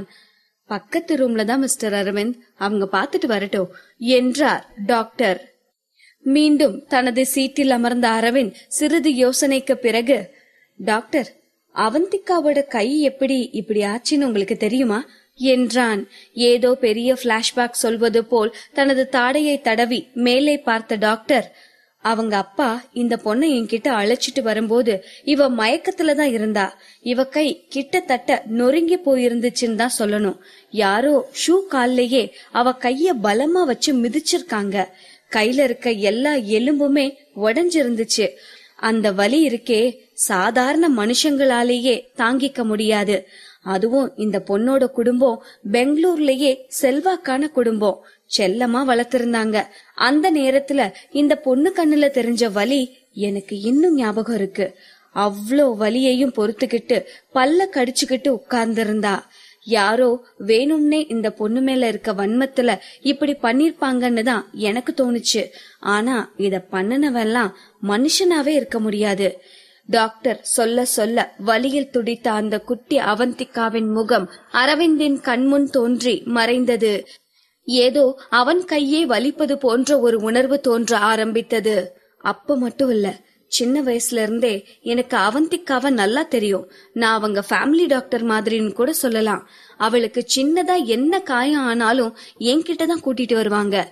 ஊசி போடுறதுனா கூட அவந்திக்காவுக்கு அவ்வளோ பயம். ஆனா இந்த கை உடைஞ்சப்போ அவ்வளோ வலியிலையும் அவ என்கிட்ட கேட்ட ஒரே வார்த்தை, என்னால இதுக்கு மேல கேம் விளையாட முடியாதாங்கிறது தான். நான் அப்படியே ஸ்தம்பிச்சு போயிட்டேன். அதுக்கு மேல அவனால மத்தவங்க மாதிரி வாழ முடியுமா, அந்த கைய வச்சு எல்லா வேலையும் செய்ய முடியுமான்னு நாங்கெல்லாம் கவலைப்பட்டுட்டு இருக்கேல, அவ கேம பத்தி கேட்டதும் எங்களுக்கெல்லாம் அழுகிறதா சிரிக்கிறதானே தெரியல. அவந்திக்கா அப்படி ஒரு கேம் பைத்தியம். இதை சொல்லி சிரித்த டாக்டரின் முகம் அப்படியே சட்டென மாறியது. சொன்னா நம்ப மாட்டீங்க அரவிந்த், கையில ஆபரேஷன் பண்ணும்போது அனஸ்தீசியா கூட போட்டுக்கல இந்த பொண்ணு. எப்பவும் அனஸ்தீசியா போடையில அதோட சைடு எஃபெக்ட்ஸ் பத்தி பேஷண்ட் கிட்ட சொல்லுவோம். ஆனா அனஸ்தீசியா போட்டா அவ கையோட வேகம் குறைய கூட வாய்ப்பு இருக்குன்னு சொன்னதோ, ஒட்டுமொத்த ஆபரேஷனுக்கும் அனஸ்தீசியா கூட போட்டுக்காம பல்ல கடிச்சுக்கிட்டு இருந்தா. அவ்வளோ அழுத்தமான பொண்ணு என்று டாக்டர் சொல்லவும் அரவிந்தின் முகம் மாறியது. அவந்திக்காவின் நிலையை நினைத்து அவன் கண்களில் கண்ணீர் கோர்த்தது. இவ்வளவையும் சொல்லி முடித்த டாக்டர் அரவிந்தை கேள்வியாக பார்த்து, மிஸ்டர் அரவிந்த், அவந்திக்காவ உங்களுக்கு எப்படி தெரியும் என்றார். ஒரு நொடி தயங்கிய அரவிந்த், அவந்திகா என்னோட வைஃப் என்றான் தீர்க்கமான குரலில். டாக்டரின் கண்களில் ஆச்சரியம். வாவ், அப்ப ஊரே தேடிட்டு இருக்க மிஸ்ஸஸ் அரவிந்த் அவந்திகா தானா? இன்ட்ரெஸ்டிங் என்றார். டாக்டர், அதுக்கப்புறம் என்னாச்சு? அதான் ஆபரேஷன் பண்ணியாச்சுல, அப்புறம் ஏன் அவந்திகாவோட கை சரியாகல என கேட்டான் அரவிந்த். அது அவந்திகாவோட காயம் சாதாரண காயம் கிடையாது. என்ன பொறுத்தவரை அவளுக்கு இவ்ளோ கியூர் ஆனதே ரொம்ப பெரிய விஷயம்தான். உள்ள இருக்கிற சின்ன சின்ன போன்ஸ் எல்லாம் கூட உடைஞ்சிருந்துச்சு. அதுக்கப்புறமும் அவங்க அப்பா இந்தியா ஃபுல்லா இருக்க ஃபேமஸான டாக்டருங்க கிட்ட எல்லாம் அழைச்சிட்டு போயிட்டு தான் இருந்தாரு. நான் கூட 3 மாசத்துக்கு அப்புறம் இன்னொரு சர்ஜரி பண்ணி பாக்கலான்னு சொல்லியிருந்தேன். அதுக்குள்ள அந்த கோர சம்பவம் நடந்துருச்சு என்று வருத்தமான குரலில் சொல்லி டாக்டர் நிறுத்தவும், என்ன அதுக்கப்புறம் அப்படி என்ன ஆச்சு என்று பதறினான் அரவிந்த். ஒரு நொடி தயங்கிய டாக்டர், அவந்திகாவோட அப்பா அம்மாவுக்கு நடந்ததை பத்தி உங்களுக்கு தெரியாதா என்ன என்றார். அது தெரியும் டாக்டர், பட் எக்ஸாக்டா என்ன நடந்துச்சுன்னு எனக்கு தெரியாது. அவங்க அப்பா அம்மாவுக்கு நடந்த ஆக்சிடென்ட்டுக்கு அப்புறம் எப்படி அவந்திகாவும் அகிலனும் இப்படி ஒரு பரிதாபமான நிலைமைக்கு வந்தாங்கன்னு எனக்கு தெரியாது என்று நேரடியாக உண்மையை சொன்னான் அரவிந்த். ஒரு பெருமூச்சு விட்ட டாக்டர், அவந்திகாவோட அப்பாவோட கம்பெனி கட்டின பில்டிங் இடிஞ்சு விழுந்து அதனால 20 ஒர்க்கர்ஸ் இறந்து போயிட்டாங்க. இது ரொம்ப பெரிய இஷ்யூ ஆகிருச்சு. ஆனா என்னால இன்னமும் இந்த விஷயத்த அவந்திகாவோட அம்மா அப்பா தான் பண்ணிருப்பாங்கன்னு நம்ப முடியல. எனக்கு அவங்கள ரொம்ப நல்லாவே தெரியும். 2 பேருமே ரொம்ப நல்ல மனுஷங்க. இப்படி ஏமாத்துற டைப் எல்லாம் கிடையாது. ஆனா இந்த சம்பவம் நடந்த உடனேயே அவந்திகாவையும் அவளோட தம்பியையும் வெளிநாட்டுக்கு அனுப்ப பிளான் பண்ணுனாங்க. அதுக்கப்புறம் யாரோ இத கண்டுபிடிச்சு குடும்பமே தலைமறைவாக பாக்குறாங்க, நாட்டை விட்டு தப்பிச்சு ஓட பாக்குறாங்கன்னு அதுவும் பெரிய இஷ்யூ ஆகிருச்சா. ஆனா அதுக்கப்புறம் நடந்ததுதான் என்னால நம்பவே முடியல. உண்மையிலேயே இவங்க மேல தப்பு இல்லனா எதுக்காக 2 பேரும் சூசைட் பண்ணிக்கணும் என்று சொன்னவர் கொஞ்சம் கோபமாக, ஆனா இந்த சூசைட் பண்றதெல்லாம் ரொம்பவே முட்டாள்தனம். அவங்களுக்கு என்ன, நிம்மதியா போய் சேர்ந்துட்டாங்க. ஆனா இந்த பிள்ளைங்க கதறி அழுக இருக்கே, இன்னும் என் கண்ணுக்குள்ளேயே இருக்கு.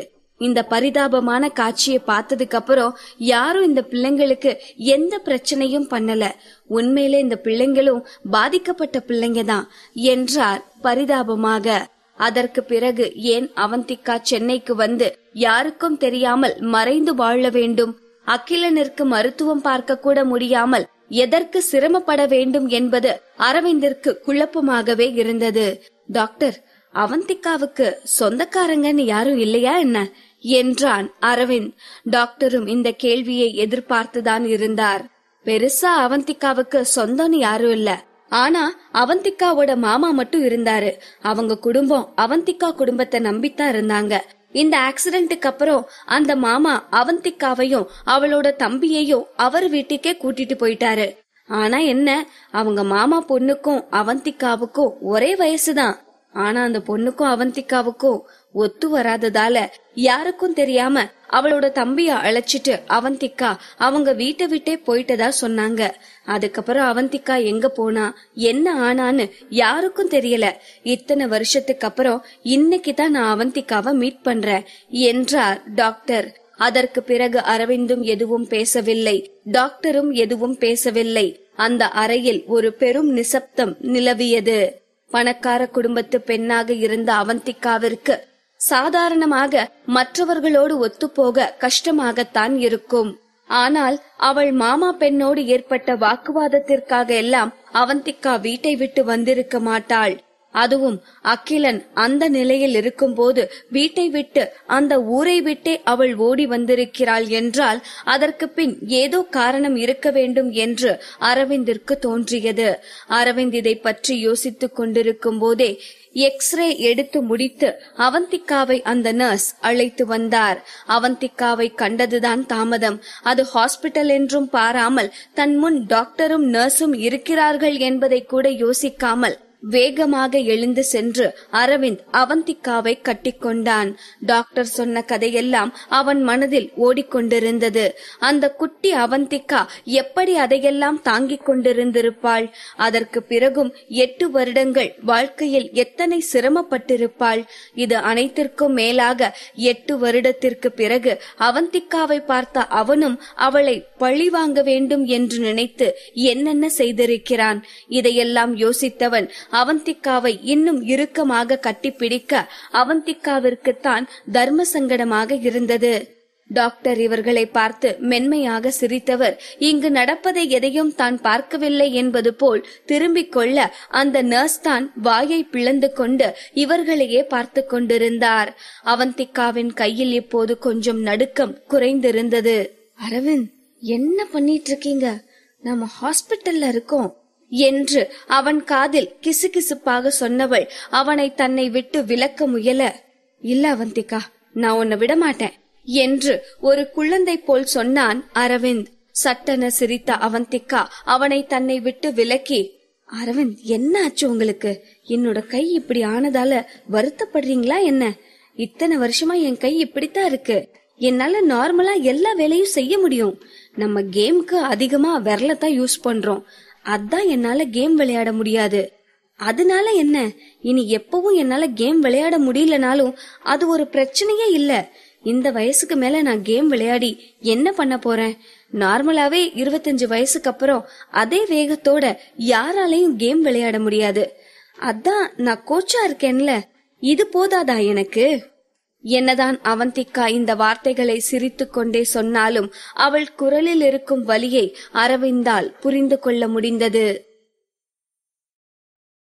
பாகம் 309. அரவிந்த், இத்தனை வருஷத்துக்கு அப்புறம் நான் கேம் விளையாண்டு என்ன பண்ண போறேன்? நான் ஒரு நல்ல கோச்சா என் வேலையை செய்வேன் என்று அவந்திகா ஏதோ காமெடி சொல்வது போல் சிரித்துக் கொண்டே சொன்னாலும் அவள் குரலில் இருக்கும் வலியை அரவிந்தால் புரிந்து கொள்ள முடிந்தது. அவந்திகா சொல்வதும் உண்மைதான். இந்த கேமிங்கை பொறுத்தவரை 25 வயது வரைதான் ஒரு கேமருக்கு பீக் என்று சொல்லலாம். அந்த வயதில் எல்லாம் அவந்திகாவால் விளையாட முடியாமல் போய்விட்டது. அவள் ஆசை நிராசையாகி போவதில் அரவிந்திற்கு சுத்தமாக விருப்பமில்லை. டாக்டரை பார்த்தவன், டாக்டர், நீங்க என்ன பண்ணுவீங்களோ தெரியாது, எப்படியாவது நீங்க அவந்திகாவோட கைய குணப்படுத்தியே ஆகணும் என்றான். டாக்டராலும் அரவிந்தின் உணர்வுகளை புரிந்து கொள்ள முடிந்தது. மெதுவாக அரவிந்தின் தோள்களை தட்டி கொடுத்தவர், என்னால முடிஞ்சவரை நான் ட்ரை பண்றேன் என்று சொல்லிவிட்டு அவந்திகாவை பார்த்தவர், அவந்திகா, இத்தனை வருஷமா நீ சென்னையில தான் இருந்தியா என்றார். அவந்திகா ஆம் என்று தலையசைக்கவும் சிறிது மௌனத்திற்கு பின், நீயும் உன் தம்பியும் அந்த வீட்டை விட்டு போன அப்புறம் உன் மாமாவும் அவரோட குடும்பமும் உங்களை ரொம்ப நாள் தேடிட்டே இருந்தாங்க என்றார். இதை கேட்ட அவந்திகா எதுவும் பேசவில்லை. தன் உதட்டை அழுந்த கடித்து கொண்டு மௌனமாக இருந்தாள். ஆனா உங்க மாமா குடும்பமும் ரொம்ப கஷ்டப்பட்டுட்டாங்க. அவங்களும் உங்க குடும்பத்தை நம்பித்தானே இருந்தாங்க. உங்க குடும்பத்துக்கு அப்படி ஒரு நிலைமை வந்ததுக்கு அப்புறம் அவங்களும் வருமானத்துக்கு வழி இல்லாம கஷ்டப்பட்டாங்க. அப்புறம் அவங்களோட சொத்து வீடு எல்லாம் விக்கிற நிலைமை வந்துருச்சு. இப்போ உன் கசின் வளர்ந்து ஒரு நல்ல வேலைக்கு போறதால அவங்க கஷ்டம் எல்லாம் தீந்துருச்சுன்னு கேள்விப்பட்டேன் என்று சொன்ன டாக்டர் அவந்திகாவின் முகத்தையே பார்த்து கொண்டிருக்க, எங்கேயோ வெறித்து பார்த்து கொண்டிருந்த அவந்திகா டாக்டரை திரும்பி கூட பார்க்காமல், என்னோட மாமா எப்படி இருக்காரு டாக்டர், அவரோட ஹெல்த் இப்போ நல்லா இருக்கா என்றாள். அரவிந்தும் அவந்திகாவின் முகத்தில் தென்பட்ட சின்ன சின்ன அசைவையும் கவனித்துக் கொண்டுதான் இருந்தான். அவந்திகா அவளது அத்தையை பற்றியோ அவளது மாமாவின் மகளை பற்றியோ ஒரு வார்த்தை கூட கேட்காமல் அவளது மாமாவை பற்றி மட்டும் கேட்பது அவனுக்கு விசித்திரமாக பட்டது.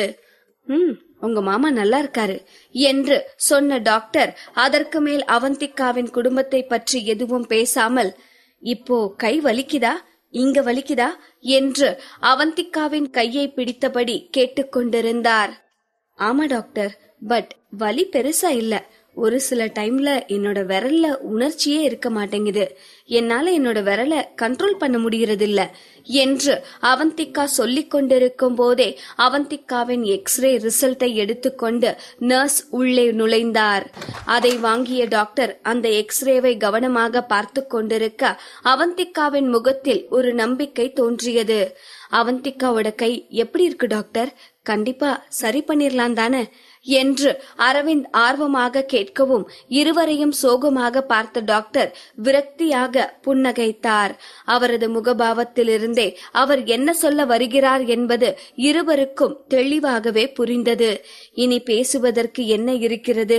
இருவரது முகமுமே வருத்தமாக மாறியது. அவர்களது முகமாற்றத்தை பார்த்த டாக்டர், இல்ல நீங்க நினைக்கிற மாதிரி எதுவும் இல்ல, இந்த எக்ஸ்ரே ரிப்போர்ட் படி பார்த்தா அவந்திகாவோட கையில எந்த பிரச்சனையும் இல்ல என்றார். இதை கேட்ட அவந்திகா சந்தேகமாக தனது கையை திருப்பி திருப்பி பார்த்து கொண்டிருந்தாள். அரவிந்த் புருவம் உயர்த்தி அவரை கேள்வியாக பார்த்து கொண்டிருக்க, ஆக்சுவலா இந்த எக்ஸ்ரே ரிப்போர்ட்ட பார்த்தா யாரும் அவந்திகா கையில ப்ராப்ளம்னே ஒத்துக்க மாட்டாங்க. நானே எதிர்பார்க்கல. அவந்திகாவோட எலும்புகள்ல இத்தனை வருஷத்துல நல்ல இம்ப்ரூவ்மெண்ட் தெரியுது. எலும்புகள் எல்லாம் தானாவே ஜாயிண்ட் ஆகி நல்ல வளர்ச்சி தெரியுது என்றார். டாக்டர், அப்போ ஏன் என்னால கேம் விளையாட முடியல என்று அவந்திகா கேட்கவும், இந்த மனுஷ உடம்பு எப்பவுமே ஒரு விந்தைதான்.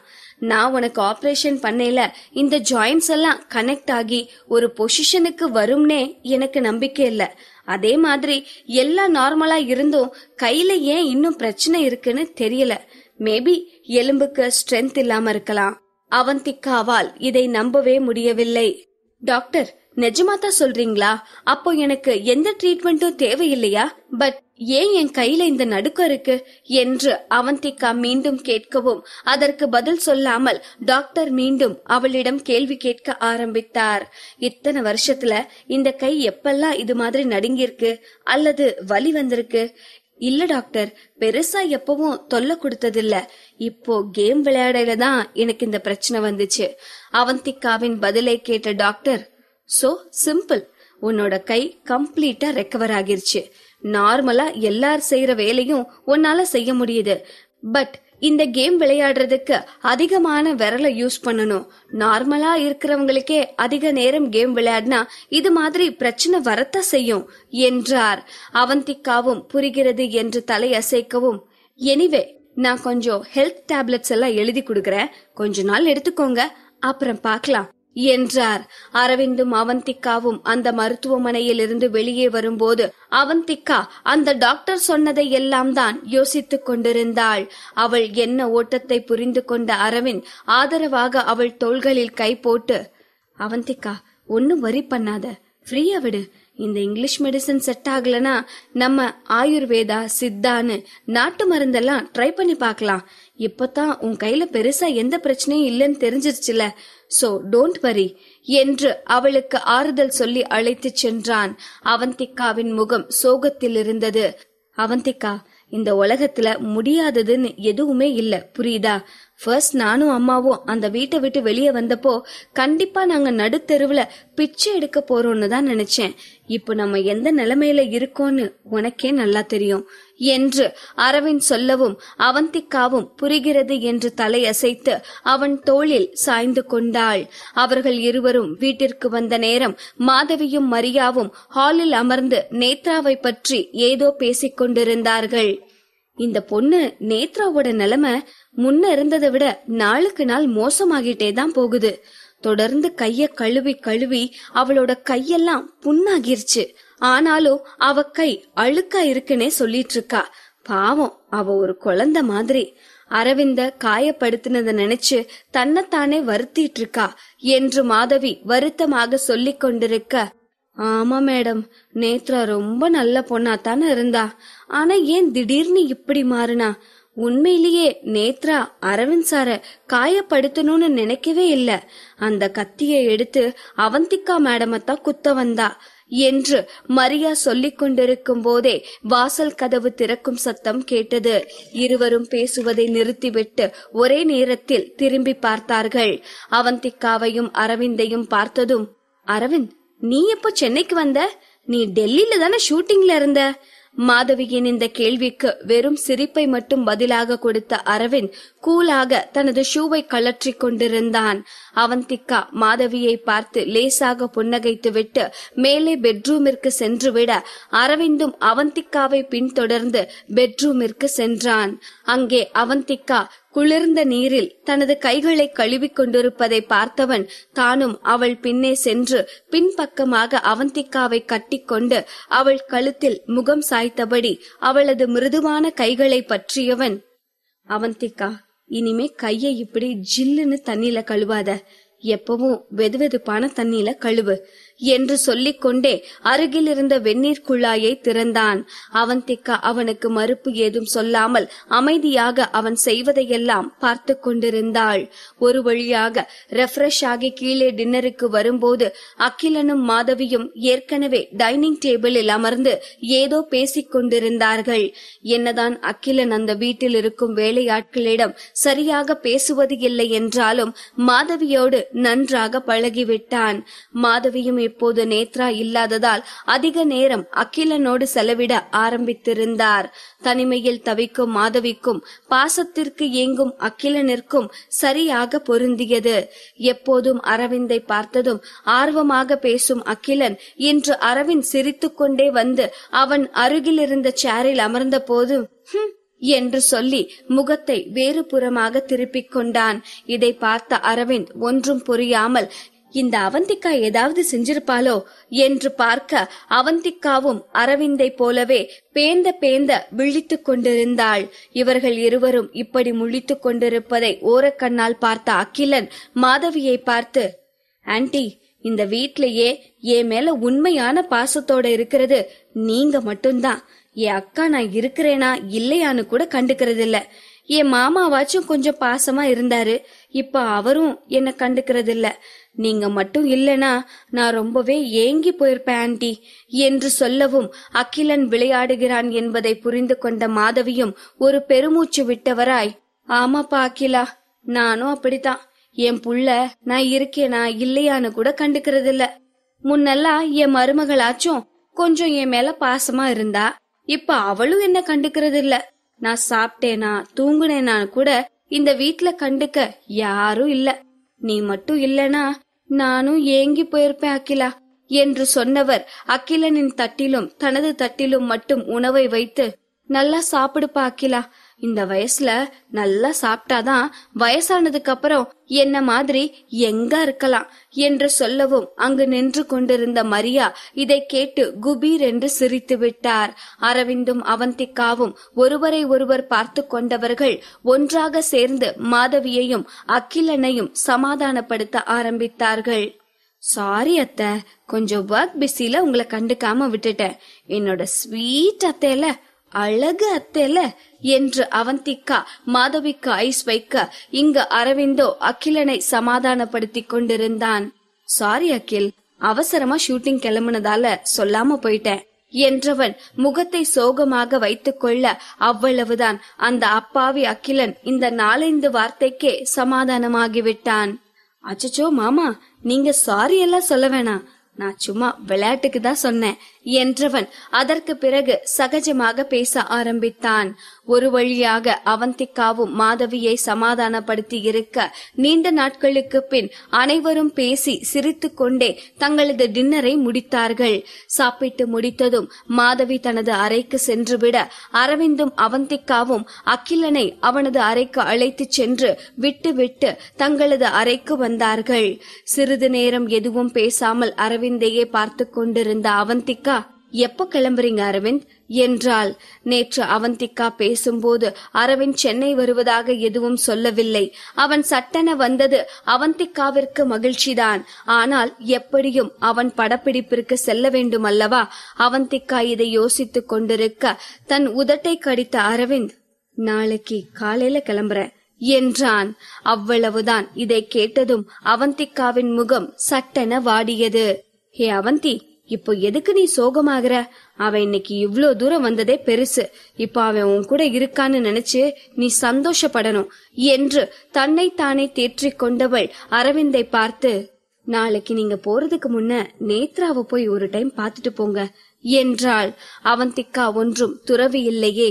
தனக்கு தீங்கு செய்தவர்களுக்கும் நன்மை செய்வதற்கு அவளையே உற்று பார்த்த அரவிந்த், இப்போதைக்கு வேணாம், என்னோட ஷூட்டிங் முழுசா முடியட்டும், அதுக்கப்புறம் நான் சென்னை வரையில போய் பாக்குறேன் என்று சொன்னவன் லைட் ஆஃப் செய்துவிட்டு மெத்தையில் வந்து படுத்தான். அவந்திகாவால் இப்போது அவனது மூச்சு காற்றை உணர முடிந்தது. இதுவரை நார்மலாக இருந்த அவந்திகாவிற்கு இப்போது பதற்றமாக இருந்தது. இதோ அவள் அருகில் படுத்திருக்கிறானே அவளது ராஜன், அவளது காதலன். 8 வருடங்களாக அவள் யாரை தேடி திரிந்தாலோ அவன்தான் அவள் அருகில் படுத்திருக்கிறான். அவந்திகாவிற்கே அவளது எண்ணம் வினோதமாக பட்டது. ஆனால் அரவிந்தான் ராஜன் என்று தெரிந்த பிறகு இருவரும் இப்போதுதான் இவ்வளவு நெருக்கத்தில் இருக்கிறார்கள். அவந்திகாவால் அவள் பதற்றத்தை கட்டுப்படுத்த முடியவில்லை. சிறிது நேரம் வார்த்தைகள் வராமல் தவித்தவள் இறுதியில் தைரியத்தை வரவழைத்துக் கொண்டு, அரவிந்த் என்று அழைக்கவும் அடுத்த நொடி அரவிந்தின் அகன்ற கை அவந்திகாவின் சின்ன இடையை வளைத்து அவனது மார்போடு சேர்த்து அணைத்தது. திடுக்கிட்டு போன அவந்திகா அரவிந்தை திரும்பி பார்த்து அடுத்த வார்த்தையை யோசிப்பதற்குள் அரவிந்த் தனது இதழ்களால் அவந்திகாவின் இதழ்களை சிறை செய்திருந்தான். இந்த முத்தம் அவந்திகாவிற்கு மிகவும் பரிச்சயப்பட்டதுதான். ஆனால் இன்று இந்த நொடி அவளோடு இத்தனை நெருக்கமான உறவில் இருப்பது வேறு யாருமல்ல, அவளது ராஜன். பாகம் 310. இதுவரை எப்போதும் இல்லாத ஒரு உணர்வை அவந்திகா இப்போது உணர்ந்து கொண்டிருந்தாள். இதற்கு முன்னர் ஒவ்வொரு முறையும் அரவிந்தோடு இருக்கும் போதும் அவந்திகாவிற்குள் ஏதோ ஒரு குற்ற உணர்வு இருந்து கொண்டேதான் இருக்கும். ஆனால் இப்போது அதற்கு எந்த அவசியமும் இல்லை. அவளது ஆசை காதலன்தான் இப்போது அவளை அணைத்திருக்கும் கணவன். அவனோடு இந்த உறவில் இருக்க இனி அவந்திகாவிற்கு என்ன தயக்கம்? அவளுக்குள் இருந்து சொல்ல முடியாத ஒரு பரவசம் தோன்றியது. அவர்கள் முத்தம் மூர்க்கமானது. அந்த இரவு இருவருமே கட்டுப்பாட்டை எல்லாம் இழந்து சுய நினைவை இழக்கும் அளவிற்கு தீவிரமான காதலால் நிறைந்திருந்தது. அரவிந்த் வேகமாக மூச்சு வாங்கும் சத்தமும் அவந்திகாவின் முனகல் சத்தமும் அந்த அறையில் நீண்ட நேரம் எதிரொலித்துக் கொண்டே இருந்தது. மறுநாள் காலை அவந்திகா கண் விழித்து பார்த்தபோது அந்த மிகப்பெரிய பெட்டில் அவள் மட்டுமே தனியாக படுத்திருந்தாள். அவள் அருகில் அவளது ராஜன் இல்லை. இதை அவள் எதிர்பார்த்ததுதான் என்பதால் அதை பற்றி பெரிதாக யோசிக்காமல் எழுந்து அமர்ந்தாள். அவள் உடலெங்கும் காதலின் பரிசுகள். அதை பார்த்தவளுக்கு மீண்டும் நேற்றைய இரவு நினைவு வந்து வெட்கிடச் செய்தது. அவந்திகாவிற்கு பெரிதாக எதுவும் நினைவில் இல்லை. ஆனால் என்றைக்கும் இல்லாமல் ஏதோ ஒன்று அவளுள் தோன்றியது போல் ஒரு எண்ணம். அதற்கு மேல் அது அவளை ஒரே நேரத்தில் மகிழ்ச்சியாகவும் கட்டுப்பாடற்றதாகவும் ஆக்கியது. அதற்கு பின் கிடைத்ததுதான் இந்த காதல் பரிசுகள். இதையெல்லாம் யோசித்த அவந்திகாவின் முகம் சிவந்தது. அந்த அறை முழுவதும் அவர்களது காதல் கலந்திருப்பது போல் தோன்றியது. மீண்டும் அந்த பெட்டில் படுத்து கண்ணை மூடினாள். அவர்களின் உச்சக்கட்ட இன்பத்தின் போது, தியா, ஐ லவ் யூ டி இந்த உலகத்திலேயே நான் காதலிக்கிற காதலிக்க போற ஒரே பொண்ணு நீ மட்டும்தான் தியா. நீ என்னோட தியா, எனக்கான தியா என்று அரவிந்த் அவள் காதில் முணுமுணுத்தது எப்போதும் அவள் காதில் கேட்டுக்கொண்டிருந்தது. தன் முகத்தை மூடிக்கொண்டு சிரித்தவள் வேகமாக எழுந்து குளித்து கிளம்பி கீழே வந்தாள். காலையில் எழுந்ததிலிருந்தே அவந்திகாவின் நடையில் ஒரு துள்ளலும் உற்சாகமும் இருந்து கொண்டேதான் இருந்தது. அவந்திகாவை பார்த்த மாதவி மென்மையாக சிரித்து கொண்டே, பொம்மி, உன் ஃபேஸ்ல ஒரு கலை தெரியுதே என்று நக்கல் அடிக்க, சும்மாதான் அத்த என்று வெட்கத்தோடு சொல்லிக்கொண்டே அங்கிருந்த சோஃபாவில் அமர்ந்தாள். பொம்மி, அரவிந்தோட ஷூட்டிங்ல அவன் இம்மீடியட்டா வர சொல்லி கூப்பிட்டாங்களாம். சோ அவன் நீ தூங்கிட்டு இருக்கும் போதே கிளம்பிட்டான். இந்த வார்த்தைகளை கேட்டதும் அவந்திகாவின் இதயத்தில் இருந்த மகிழ்ச்சி சட்டென மறைந்தது. அவள் உள்ளத்தில் 1000 கேள்விகள். நேற்று இரவு அவந்திகா இதை பற்றி பேச ஆரம்பித்த போது அரவிந்த் அதை கொஞ்சம் கூட கண்டு கொள்ளாமல் ஏதேதோ செய்ய ஆரம்பித்து விட்டான். அவந்திகாவும் மயங்கி போனவள் காலையில் எழுந்திருக்கும் போது அரவிந்த் அவள் அருகில் இல்லை. இப்படியே போக விட்டுட்டு இருந்தா இந்த பிரச்சனைக்கு எப்பத்தான் ஒரு முற்றுப்புள்ளி வைக்கிறது என்று நினைத்த அவந்திகா ஒரு முடிவெடுத்து விட்டவள் போல் மாதவியை பார்த்து, அத்தை, நானும் டெல்லி போகணும் என்று சொல்லவும் மாதவியின் முகத்தில் அவ்வளவு ஆச்சரியம். அப்படியே புன்னகைத்தவர், என்ன பொம்மி, இப்பெல்லாம் அரவிந்த விட்டு ஒரு நாள் கூட உன்னால பிரிஞ்சிருக்க முடியல போல என்று சொல்லி சிரிக்கவும், அது அப்படி இல்ல அத்தை என்று அவந்திகா தயங்கி சொல்லி, ஓகே பொம்மி, எந்த எக்ஸ்பிளனேஷனும் தேவையில்லை. சின்ன வயசு பிள்ளைங்களை பத்தி எனக்கு தெரியாதா என்ன? இந்த அரவிந்த் இருக்கானே, மக்கு பைய, இதுவரை அவன் உன்னை எங்கேயும் வெளியூருக்கோ வெளிநாட்டுக்கோ கூட்டிட்டு போய் நான் பார்த்ததே இல்ல. இப்போ நீயே போய் அவனுக்கு சர்ப்ரைஸ் கொடு. நான் அடுத்த பிளைட்லயே உனக்கு டிக்கெட் புக் பண்ணி கொடுக்கறேன் என்று மாதவி சொல்லவும் அவந்திகாவின் கண்கள் பிரகாசித்தது. அருகில் இருந்த அகிலனும் கண்ணடித்து, என்ஜாய்க்கா என்று சொல்லவும் அவந்திகா சிரித்துக்கொண்டே அவன் தலையில் செல்லமாக தட்டிவிட்டு மேலே சென்று தனது ஆடைகளை எல்லாம் பேக் செய்தாள். அவந்திகா இப்போது நியூஸ் ஏஜென்சியில் இருந்தும் நின்று விட்டாள் என்பதால் பெரிதாக எந்த வேலையும் இல்லை. எப்படியும் அரவிந்தின் ஷூட்டிங் முடியும் வரை அவனுடனேயே இருக்கலாம் என்று நினைத்தாள். எப்படியும் ஷூட்டிங் முடிய 1 மாதமாவது ஆகும். அதுவரை அவள் இங்கிருக்க மாட்டாள் என்பதை அவளது கேமிங் டீமிற்கு சொல்வதற்காக அவள் பிராக்டிஸ் செய்து கொண்டிருந்த அந்த வீட்டிற்கு சென்றாள். அவந்திகா செல்லும் போது வீட்டிற்குள் கலகலவென்று ஒரே பேச்சு சத்தமாக இருந்தது. என்ன விஷயம், எல்லாரும் பயங்கரமா சந்தோஷமா இருக்கீங்க என்று கேட்டுக்கொண்டே அவந்திகா உள்ளே நுழைந்தாள். உள்ளே அமர்ந்திருந்த அழகான அந்த இளைஞனை பார்த்ததும் அவந்திகாவின் கண்கள் மின்னியது. வாவ் ஜெர்சி, நீ திரும்பி வந்துட்டியா என்றாள் ஆர்வமான குரலில். அவந்திகாவை பார்த்ததும் மரியாதையோடு எழுந்து நின்ற அந்த இளைஞன், நேத்து என்னோட யூனிவர்சிட்டி எக்ஸாம்ஸ் முடிஞ்சது மேடம், இன்னைக்கு நான் சர்ன்னு பறந்து வந்துட்டேன் என்று கண்ணை சிமிட்டி சொன்னான். முதலில் இந்த டீமை ஆரம்பிக்கும் போது 7 பிளேயர்கள் இருந்தார்கள். அதற்குள் ஜெர்சிக்கு அவனது யூனிவர்சிட்டியில் இருந்து அழைப்பு வரவும் அவன் தவிர்க்க முடியாமல் செல்ல வேண்டியதாகிவிட்டது.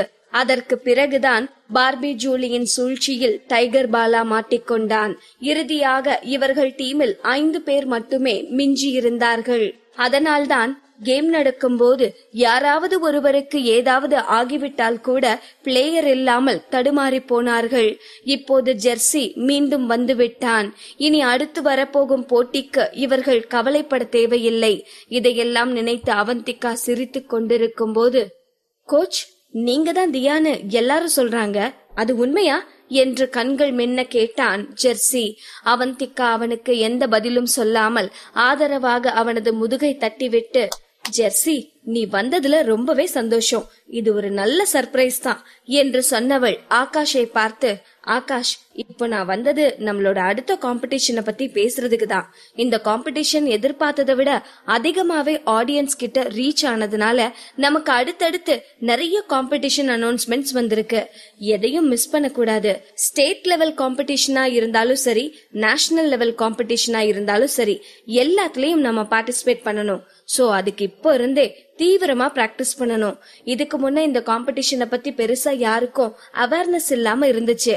பட் இந்த டைம் நமக்கு இன்னும் டஃப் காம்படிஷனா இருக்கும். சோ நான் பிராக்டிஸ் பண்றதுக்கு ஒரு ஐடியா வச்சிருக்கேன் என்று சொல்லிய அவந்திகா தனது ஐடியாவை சொல்லிக் கொண்டிருக்க அங்கு ஊசி விழுந்தால் கூட சத்தம் கேட்கும் அளவிற்கு அமைதி நிலவியது. அனைவருமே அமைதியாக மிக கவனமாக அவந்திகா என்ன சொல்கிறாள் என்பதை கவனிக்க ஆரம்பித்தார்கள்.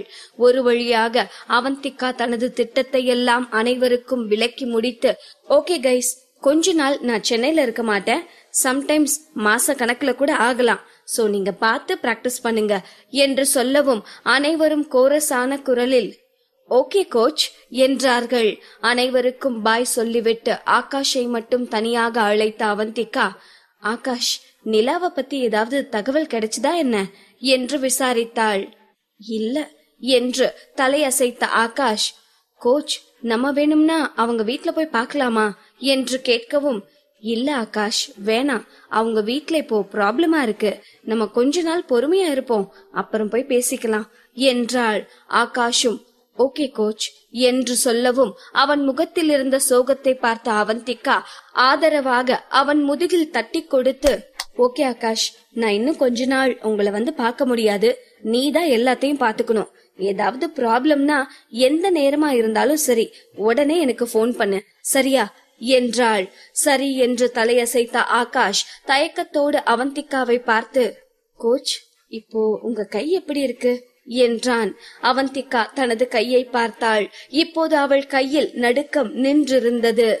இப்ப பரவாயில்ல ஆகாஷ், எந்த பிரச்சனையும் இல்ல, இனிமே என்னால விளையாட முடியலனாலும் அதான் நீங்க எல்லாரும் இருக்கீங்களே எனக்காக, என்னோட விரலா நீங்க விளையாடும் போது எனக்கு என்ன கவலை என்று சோகத்தை மறைத்து சிரித்துக் கொண்டே சொன்னாள். இனி அவந்திகாவால் விளையாட முடியாது என்பது ஆகாஷிற்கு பெரும் இடியாக இருந்தது. ஆனாலும் தன்னை சமாளித்துக் கொண்டவன், நீங்க ஒன்னு ஃபீல் பண்ணாதீங்க கோச் என்றான். ஆகாஷின் கண்களில் தேங்கி இருந்த கண்ணீரை பார்த்த அவந்திகா அதற்கு மேல் அங்கு நிற்காமல், ஓகே ஆகாஷ், பாய் என்று சொல்லிவிட்டு அங்கிருந்து கிளம்பினாள். இதோ இவர்களைப் போல்தான் 8 வருடத்திற்கு முன் அவந்திகாவும் ஆர்வத்தோடும் துடிப்போடும் இருந்தாள். ஆனால் காலம் எவ்வளவு வினோதமாக இருக்கிறது என்று நினைத்தவள் தனது காரில் ஏறி ஏர்போர்ட்டிற்கு சென்றாள். செல்லும் வழியில் ஒரு புதிய நம்பரில் இருந்து அவந்திகாவிற்கு போன் வந்தது. அவந்திகா போனை அட்டெண்ட் செய்யவும் பதட்டமான குரலில், கோச், இது கோச் அவந்திகா மேடமோட நம்பர் தானே என்ற பதற்றமான குரல் கேட்டது. குரலை வைத்தே அது நிலா என்பதை அவந்திகா கண்டுபிடித்து விட்டாள்.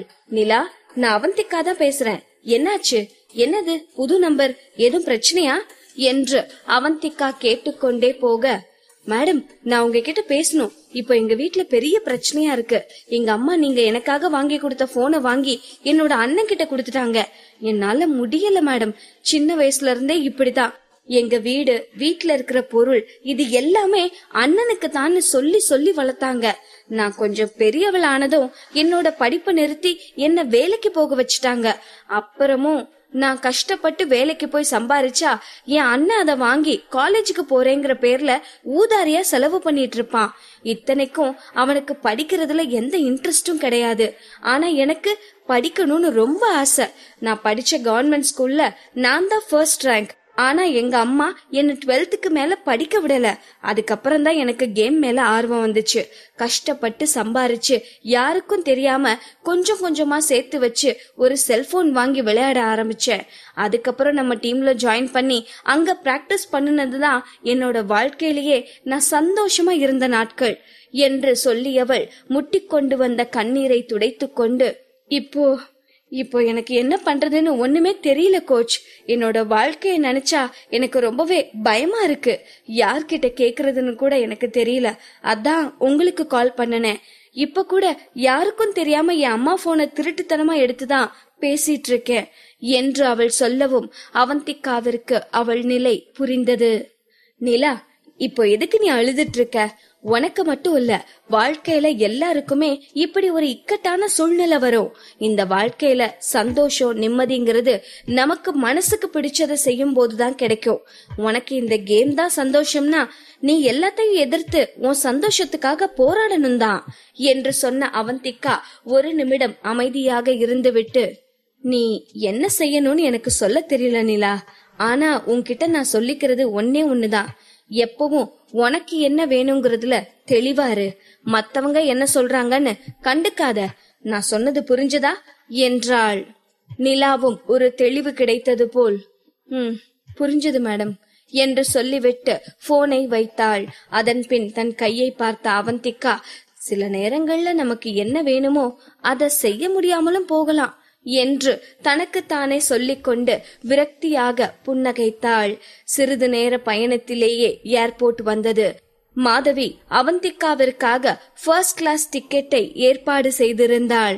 செக்கிங்கை எல்லாம் முடித்து அவந்திகா தனது சீட்டில் அமரும் போது, சீஃப் எடிட்டர் அவந்திகா மேடம் என்று உற்சாகமான குரல் கேட்டது. அவந்திகா திகைப்போடு திரும்பி பார்க்க, அதைவிட திகைப்போடு நின்று கொண்டிருந்தாள் தீக்ஷி. மேடம், இது நிஜமாவே நீங்க தானா? அப்போ நீங்களும் டெல்லி போறீங்களா என்று தீக்ஷி குதூகலமாக கேட்க, நீங்களுமா? அப்போ நீயும் டெல்லி தான் போறியா என்று அவந்திகாவும் குதூகலமாக கேட்கவும் சம்பந்தமே இல்லாமல் தீக்ஷியின் முகத்தில் ஒரு வெட்கம் வந்து ஒட்டி கொண்டது. அப்படி நான் என்ன கேட்டுட்டேன்னு இவ இவ்ளோ வெக்கப்படுறா? டெல்லி போறியான்னு தானே கேட்டேன் என்று யோசிக்கும் போதுதான் அவந்திகாவிற்கு இப்போது அரவிந்த் நடித்துக் கொண்டிருக்கும் திரைப்படத்தில் செகண்ட் ஹீரோவாக சஞ்சய் நடிப்பதே ஞாபகம் வந்தது. வாவ் தீக்ஷி, அப்போ நீ சஞ்சய பார்க்க போறியா என்று அவந்திகா கண்கள் மின்ன பிளைட் என்றும் பார்க்காமல் கத்திவிட, சுற்றி முற்றி பார்த்து லேசாக இருமிய தீக்ஷி, அது அப்படியெல்லாம் இல்ல மேடம் என்று திக்கி திணறி உளறிவிட்டு அவந்திகாவின் அருகில் அமர்ந்திருப்பவரை வேறு சீட்டிற்கு மாறி உட்கார சொல்லிவிட்டு அவந்திகாவின் அருகில் அமர்ந்தாள். சாதாரணமாக இரண்டு தோழிகள் சந்தித்து கொண்டாலே மணிக்கணக்கில் பேசிக் கொண்டிருப்பார்கள். அவந்திகாவும் தீக்ஷியும் கிட்டத்தட்ட ஒரு மாதத்திற்கு பின் இப்போதுதான் பார்த்து கொள்கிறார்கள். இனி கேட்கவா வேண்டும்?